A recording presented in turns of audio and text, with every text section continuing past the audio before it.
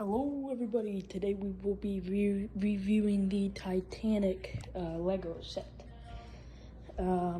So first off, this thing is huge, gigantic, around 4.5 feet long, and surprisingly, it's not minifigure scale. Just to think how huge this thing would be in minifigure scale. Now, we will be looking in the features of the ship. First off, let's look at the front. Actually, yeah, we're gonna do the features for later. See, this video is completely unscripted.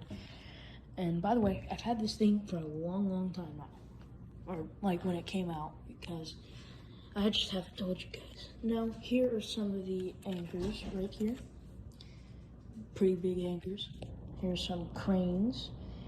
Yeah, here's the captain's quarters, or just the deck, I guess. I think it's called the deck. And that's where the captain went down with the ship, I believe. April 14th through 15th, 1912. And the crew's quarters are located probably around here, and so are the distress signal thingies. I forget what they're called. Anyways, there are some lifeboats here, and 2 collapsible lifeboats above here. Here's also a crow's nest. I believe this is called the bow of the ship too. Here's the crow's nest where they spotted the iceberg. They said, "Iceberg, dead ahead." Anyways, now we will be looking at the inside of the ship.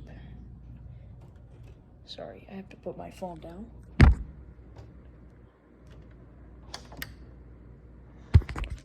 Okay, so you first off, if you have the set, make sure to take the string off, because if you try taking it apart with the string on, some pieces will go flying off.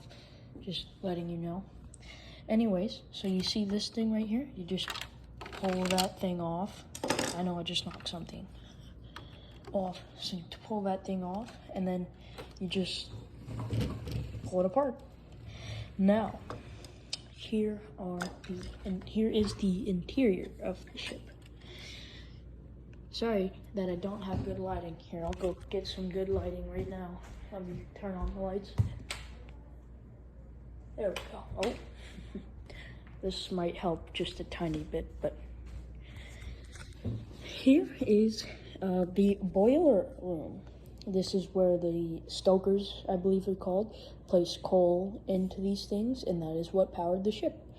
Believe it or not, I believe the stokers had one of the highest chances of survival due to the fact that they saw the flooding firsthand, and they had a lot of time to get out of the room. And the officers were occupied, I believe, and they needed people to row the lifeboats, because first class people have not lifted a finger in their life. Next off, I believe Titanic was the first ship to have a pool. So it's pretty cool. It's a nice pool. There's the other side of the ship over there. It connects to this and makes one big thing. Here are some of the third class cabins, I believe. Really cool. And right here, this brown part, I believe they're trying to represent the grand staircase. Now here are some of the first class cabins right here, these red carpeted ones.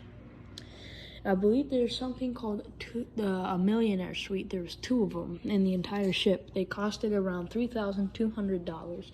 Today that would probably equate to $120,000. First class cabins probably costed around $3,000, and now probably today that would probably be around $90,000. Anyways, here is the top of the grand staircase. I believe these are just chairs and tables, and a very large compass, or probably some kind of decoration. Here's a big funnel right there. Here, let me, it's kind of out, but whatever. Alright, now we will be looking at the other side of the ship right here. It's kind of just the same. Boiler room. Next part to the boiler room. There's the ladder where they probably escaped out of. There's another ladder where they also escaped out of. And next are some third class cabins. Another pool. More third class cabins. First class cabins. First class. Then the other part of the dining hall. And another cool thing, I don't think they added this as a feature, but if you look down here, look how far away the end to that is. Oh, sorry, not very good camera angle, but that is very long. That's probably what you would be looking at if you were a Titanic passenger. Okay, now we will be looking at, I believe it's called the stern of the ship, but actually we will be looking at the other side of the middle of the ship. Oh, don't get this one right here. This gets me confused a lot. That's not the actual piece. I believe these like telephone looking pieces right here are breathing holes, so people could breathe. And these funnels, some of these funnels acted also as breathing holes. So, little known fact. Let me take this shit apart. Oh, engine came out. Okay, we will look at the engines next. So here's storage, and like a huge thing. It's like, oh, why is there huge things? Probably sort of fit those big engines in.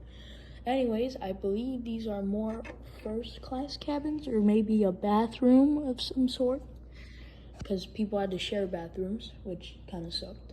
More first class cabins, or not first class, third class cabins, first class cabins, and the dining hall, chow room, I don't know what it's called. Then here's the top of the other grand staircase. Next off, this is probably my favorite part of the ship. The engines are right here, and there's a really cool feature. So if you spin these two parts right here, the thing moves. That's super cool, isn't it?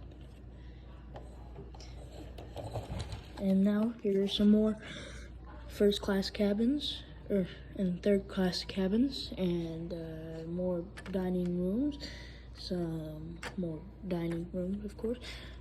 Anyways, now we will look at the stern. I think it's called stern. So here is the rudder. Believe it or not, I believe this thing was around 3 or 2 stories tall in real life. So pretend you're just a little guy. That's probably how big you were compared to this thing. And the propellers, those things are also huge. I feel like they might be a little small for this ship, but like that's the only piece Lego had, so I understand. It's still really cool looking though. They did an excellent job at this. So now here is where the Titanic took its final plunge right here. There was people hanging on to these railings right here, and people probably standing right here too, when it was probably at a 90-degree angle. Here's a lot of benches. Here's another feature of the ship. I think I already showed you. I've done many tries and retakes of this video because I keep doing stuff. I keep like failing at it. Anyways, so if you spin this thing, the rope along the Titanic, it tightens. So yeah, pretty cool. Here are some more cranes and such. Yeah, really cool ship. Probably one of my favorite Lego sets. This thing took me around a day or two to build. I was kind of busy those days, so yeah. This is probably the biggest set I've reviewed on my channel. Maybe I need to review the AT-AT. It's still on display, but if I take it down, the legs will come off. It's very fragile, believe it or not. But it's still standing. It's actually strong legs. But now, yeah. Okay, I'll go show the box real quick, yeah.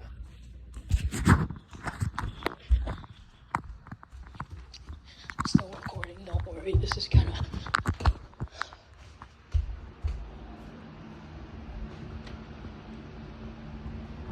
Okay, I'm almost there, 1 minute.